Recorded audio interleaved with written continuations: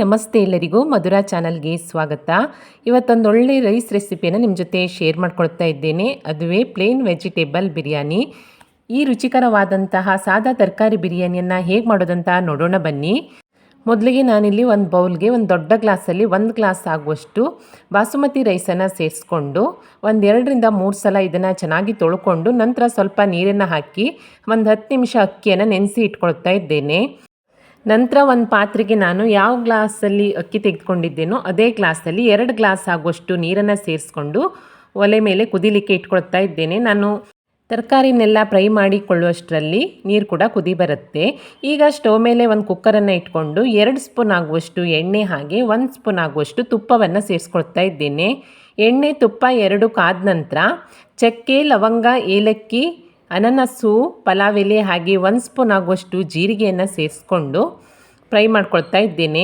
ಈ ಗರಂ ಮಸಾಲೆ ಐಟಮ್ ಎಲ್ಲ ಫ್ರೈ ಆದ ನಂತರ ನಾನು ಇದಕ್ಕೆ ಉದ್ದಕ್ಕೆ ಹೆಚ್ಕೊಂಡಿರುವಂತಹ ಒಂದು 4 ಹಸಿಮೆಣಸು ಹಾಗೆ ಚಿಕ್ಕದಾಗಿ ಹೆಚ್ಕೊಂಡಿರುವಂತಹ ಒಂದು ಈರುಳ್ಳಿ, ಸ್ವಲ್ಪ ಕರಿಬೇವಿನ ಸೊಪ್ಪನ್ನು ಸೇರಿಸ್ಕೊಂಡು ಈರುಳ್ಳಿಯನ್ನು ಚೆನ್ನಾಗಿ ಹುರ್ಕೊಳ್ತೀನಿ. ಈರುಳ್ಳಿ ಸ್ವಲ್ಪ ಮೆತ್ತಗಾಗೋ ತನಕ ಇದನ್ನು ಚೆನ್ನಾಗಿ ಫ್ರೈ ಮಾಡ್ಕೊಳ್ಬೇಕಾಗತ್ತೆ. ತುಂಬಾ ರುಚಿಯಾಗಿರುತ್ತೆ ಈ ಪ್ಲೇನ್ ವೆಜಿಟೇಬಲ್ ಬಿರಿಯಾನಿ. ಮಾಡೋದು ಕೂಡ ತುಂಬಾ ಸುಲಭ. ಈರುಳ್ಳಿ ಮೆತ್ತಗಾಗ್ತಿದ್ದ ಹಾಗೆ 1 ಸ್ಪೂನ್ ಆಗೋಷ್ಟು ಶುಂಠಿ ಬೆಳ್ಳುಳ್ಳಿ ಪೇಸ್ಟನ್ನು ಸೇರಿಸ್ಕೊಂಡು ಇದರ ಹಸಿ ವಾಸನೆ ಹೋಗೋ ತನಕ ಚೆನ್ನಾಗಿ ಹುರ್ಕೊಂಡು ನಂತರ ಇದಕ್ಕೆ ನಾನೊಂದು 4-5 ಬೀನ್ಸನ್ನು ಈ ರೀತಿಯಾಗಿ ಕಟ್ ಮಾಡ್ಕೊಂಡು ಸೇರಿಸ್ಕೊಳ್ತಾ ಇದ್ದೇನೆ. ಹಾಗೆ ಉದ್ದಕ್ಕೆ ಹೆಚ್ಕೊಂಡಿರುವಂತಹ ಒಂದು ಆಲೂಗಡ್ಡೆ, 1/4 ಕಪ್ ಆಗುವಷ್ಟು ಕ್ಯಾರೆಟು ಹಾಗೆ ಒಂದು ಅರ್ಧ ಕಪ್ ಆಗುವಷ್ಟು ನೆನೆಸಿರುವಂತಹ ಬಟಾಣಿಯನ್ನು ಸೇರಿಸ್ಕೊಂಡು ಈಗ ತರಕಾರಿ ಎಲ್ಲವನ್ನು ಈರುಳ್ಳಿಯ ಜೊತೆಗೆ ಮಿಕ್ಸ್ ಮಾಡ್ಕೊಳ್ತಾ 1 ನಿಮಿಷದ ಕಾಲ ಈ ರೀತಿಯಾಗಿ ಫ್ರೈ ಮಾಡ್ಕೊಳ್ತೀನಿ.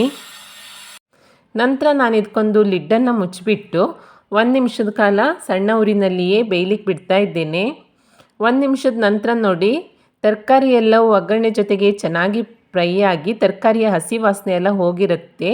ಇವಾಗ ಇದಕ್ಕೆ 1 ಹಿಡಿ ಆಗುವಷ್ಟು ಪುದೀನ ಸೊಪ್ಪು ಹಾಗೆ ಚಿಕ್ಕದಾಗಿ ಹೆಚ್ಕೊಂಡಿರುವಂತಹ ಅರ್ಧ ಹಿಡಿ ಆಗುವಷ್ಟು ಕೊತ್ತಂಬರಿ ಸೊಪ್ಪನ್ನು ಸೇರಿಸ್ಕೊಂಡು ತರಕಾರಿ ಜೊತೆಗೆ ಮಿಕ್ಸ್ ಮಾಡ್ಕೊಳ್ತಾ ಫ್ರೈ ಮಾಡ್ಕೊಳ್ತಾ ಇದ್ದೇನೆ. ಇದೆಲ್ಲವೂ ಚೆನ್ನಾಗಿ ಫ್ರೈ ಆದ ನಂತರ ಇದಕ್ಕೆ 1 ಸ್ಪೂನ್ ಆಗುವಷ್ಟು ಧನಿಯಾ ಪುಡಿಯನ್ನು ಸೇರಿಸ್ಕೊಂಡು ಅದನ್ನು ಕೂಡ ತರಕಾರಿಯ ಜೊತೆಗೆ ಮಿಕ್ಸ್ ಮಾಡ್ಕೊಳ್ತೀನಿ. ಯಾವುದೇ ಮಸಾಲೆಯನ್ನು ಸೇರಿಸದೆ ತುಂಬಾ ರುಚಿಯಾಗಿ ನಾವು ಈ ಸಾದಾ ತರಕಾರಿ ಬಿರಿಯಾನಿಯನ್ನು ಮಾಡ್ಕೊಳ್ಬೋದು. ಧನಿಯಾ ಪುಡಿ ತರಕಾರಿಯ ಜೊತೆಗೆ ಬೆರೆತ ನಂತರ ನಾನು ಇದಕ್ಕೆ ತೊಳೆದಿಟ್ಕೊಂಡಿರುವಂತಹ ಅಕ್ಕಿಯನ್ನು ಕೂಡ ಸೇರಿಸ್ಕೊಳ್ತಾ ಇದ್ದೇನೆ. ಅಕ್ಕಿಯನ್ನು ಸೇರಿಸ್ಕೊಂಡ ನಂತರ ಒಮ್ಮೆ ಎಲ್ಲವನ್ನು ಚೆನ್ನಾಗಿ ಮಿಕ್ಸ್ ಮಾಡ್ಕೊಳ್ಬೇಕಾಗತ್ತೆ.